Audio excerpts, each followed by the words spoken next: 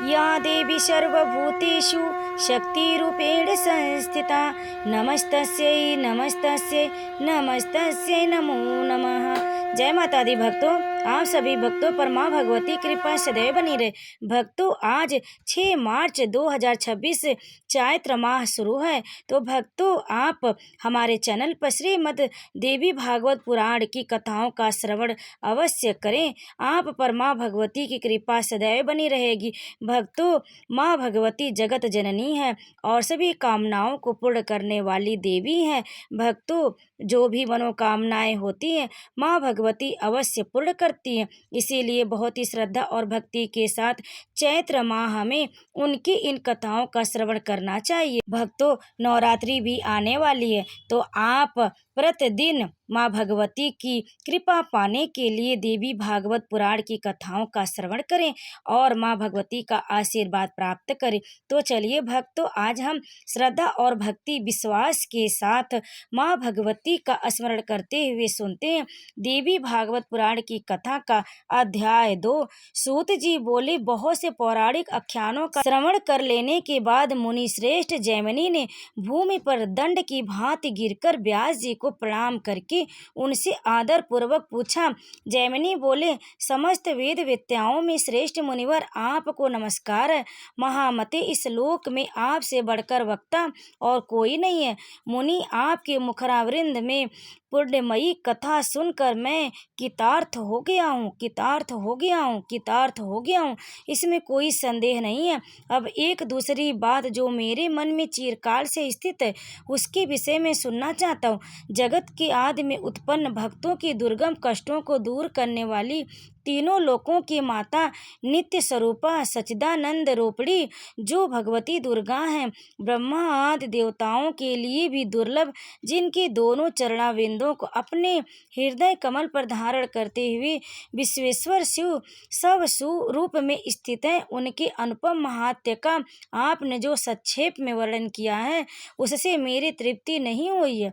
अतः महाभाग, अब आप उसका विस्तार से वर्णन करने की कृपा कीजिए। मुनि श्रेष्ठ, आपको नमस्कार है।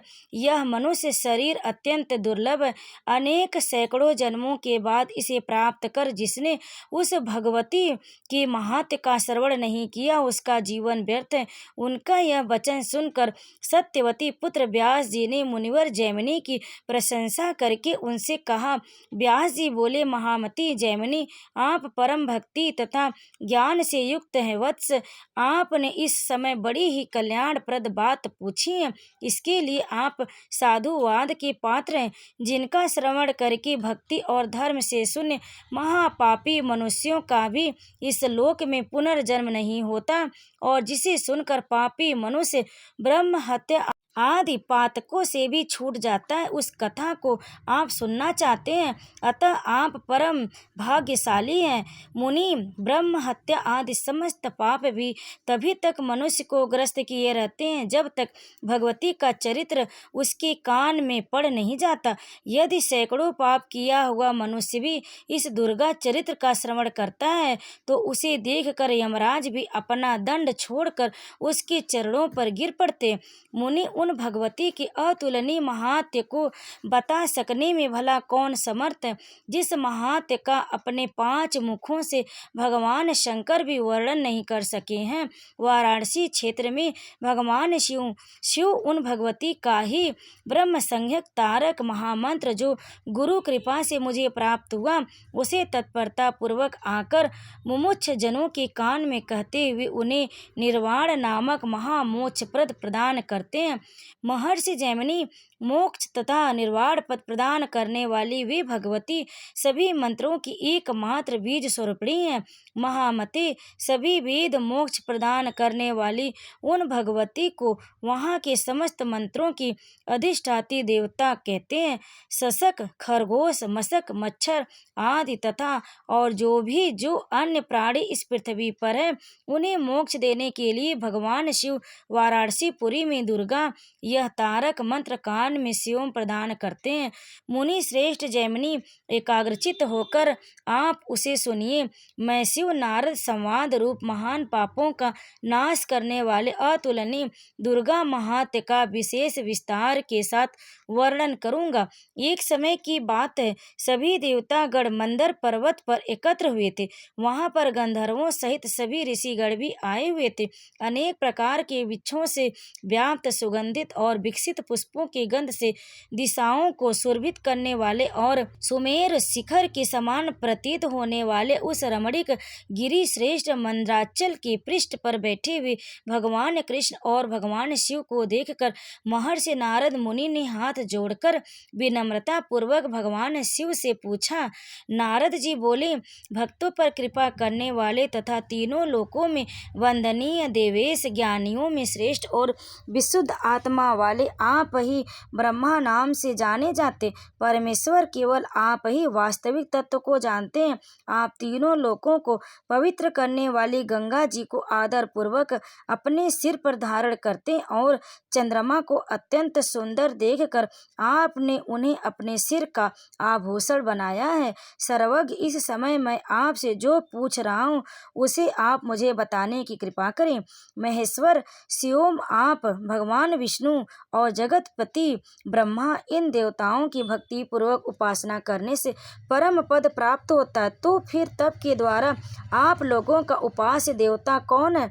आपके समान इस बात को बाड़ी से बताने में इस भूमंडल में और कोई भी समर्थ नहीं है। कृपा मूर्ति महेश्वर, इस प्रकार के प्रभाव वाले आप लोगों के जो उपास्य देवता हैं उनके विषय में मुझे भी अवश्य जान लेना चाहिए, अतः कृपा पूर्वक मुझे बताइए। व्यास जी बोले, मुनि श्रेष्ठ जैमिनी, इस प्रकार उन देवर्षि नारद का वचन सुनकर और उस पर बार बार विचार करके महादेव जी ने उनसे यह कहा। श्री महादेव जी बोले, तात, आपने जो बात पूछी है वह तो परम गोपनीय है। वत्स, ऐसी बात भला आपको बताने योग्य क्यों नहीं है? मुनि श्रेष्ठ, मैं आपको बताऊंगा। व्यास जी बोले, देवाधिदेव शिव के ऐसा कहने पर देवर्षि नारद जी दोनों हाथ जोड़कर खड़े हो गए और सर्वव्यापी जगन्नाथ नारायण से कहने लगे, भक्तों पर कृपा करने वाले देवाधिदेव भगवान महेश्वर अपने उपास्य इष्ट देव के विषय में बताने में कृपणता कर रहे हैं, अतः शरणागतों पर कृपा करने वाले देवेश, आप उनसे कहने की कृपा करें। श्री नारायण बोले, तात, उस देवता से आपका क्या प्रयोजन? आप सबके देवता तो हम ही हैं। हमारी ही आराधना करके आप परम पद प्राप्त कर लेंगे, अतः हम सबके देवता से आपका क्या प्रयोजन? व्यास जी बोले, इस प्रकार उन नारायण का भी यह वचन सुनकर मुनि श्रेष्ठ नारद हाथ जोड़कर स्तुति वचनों से शिव तथा विष्णु का स्तवन करने लगे। नारद जी बोले, विश्वेश्वर देव देव प्रसन्न होइए, नारायण वासुदेव प्रसन्न होइए, अपने शुभ्र शरीर के अंगों में सर्वरूपी आभूषण धारण करने वाले शिव प्रसन्न होइए, कौस्तुभ मणि से विशोभित शरीर वाले नारायण मुझ पर प्रसन्न होइए, शरण देने वाले गंगाधर मुझ पर प्रसन्न होइए, सुदर्शन चक्र को धारण करने वाले पूजनीय विष्णु मुझ पर प्रसन्न होइए, दिगंबर स्वरूप विश्वेश्वर मुझ पर प्रसन्न होइए, गदा धारण करने वाले विश्वेश्वर मुझ पर प्रसन्न होइए, त्रिपुर का वध करने वाले शिव को नमस्कार है, असुर कंस का वध करने वाले कृष्ण रूप विष्णु को नमस्कार है, अंधकासुर का विनाश करने वाले शिव को नमस्कार है और त्रिणावर्त का संहार करने वाले विष्णु को नमस्कार है। विष्णु को बार बार नमस्कार है। गरुड़ आसन पर विराजमान आप विष्णु को तथा नंदी पर आरूढ़ आप शिव को नमस्कार है। व्यास जी बोले, परम पूज्य उन देवर्षि नारद को इस प्रकार स्तुति करते हुए देखकर महादेव जी की ओर दृष्टि करके भगवान विष्णु ने कहा। विष्णु जी बोले, देव, ये ब्रह्मपुत्र देवर्षि नारद परम भक्त, ज्ञानी एवं विनम्र स्वभाव वाले हैं। आप भक्त वत्सल, इसलिए आपको इन पर अवश्य कृपा करनी चाहिए। व्यास जी बोले, भगवान शिव ने भी भगवान विष्णु द्वारा कही हुई बात को सुनकर कहा, आप शरणागतों पर कृपा करने वाले हैं और आपने मेरे लिए अत्यंत कल्याणकारी बात कही है। तत्पश्चात महान ज्ञानी और बुद्धिमान नारद ने कृपा कृपा सिंधु देवादिदेव महादेव जी से पुनः पूछा। नारद जी बोले, इंद्र आदि समस्त लोकपालों ने आप शिव विष्णु तथा जगतपति ब्रह्मा की उपासना करके श्रेष्ठ पद प्राप्त किया है। देवेश, यदि मेरे ऊपर आपका अनुग्रह हो तो आप लोग जिस पूर्ण तथा अविनाशी देवता की आराधना करते हैं उसके विषय में मुझे बताइए। देव, जिसकी कृपा से आपने ऐसा महान ईश्वर प्राप्त किया है, उस देवता के विषय में यदि आप मुझे बताते हैं तो मेरे ऊपर यह आपका अनुग्रह होगा। व्यास जी बोले, योगेश्वर मुनिवर, नारद जी द्वारा इस प्रकार प्रार्थना करने पर निर्मलपति भगवान शंकर पहले तो सतत समाधस्थ हो गए, पुनः भगवती श्री दुर्गा के चरण कमल का अपने हृदय में ध्यान करते हुए उन्हें ही एकमात्र पूर्ण ब्रह्मा जानकर उन्होंने आदर पूर्वक कहना प्रारंभ किया। इस प्रकार श्री महाभागवत महापुराण के अंतर्गत श्री व्यास जैमिनी संवाद में व्रतोपासना वर्णन नामक दूसरा अध्याय पूर्ण हुआ। इस अध्याय को अंत तक श्रवण करने के लिए आप सभी भक्तों का बहुत बहुत धन्यवाद। इसके आगे की कथा आप अगले अध्याय में अवश्य सुने। तब तक आप सभी भक्तों पर माँ भगवती कृपा सदैव बनी रहे। भक्तों, अगर आपको यह अध्याय पसंद आए तो वीडियो को लाइक जरूर करें, शेयर करें और कमेंट में जय माता दी लिखकर हमारे चैनल को सब्सक्राइब जरूर कर लें। तो भक्तों, प्रेम से बोलिए माँ भगवती दुर्गा की जय, माँ शेरा वाली की जय। प्रेम से बोलिए जय माता दी।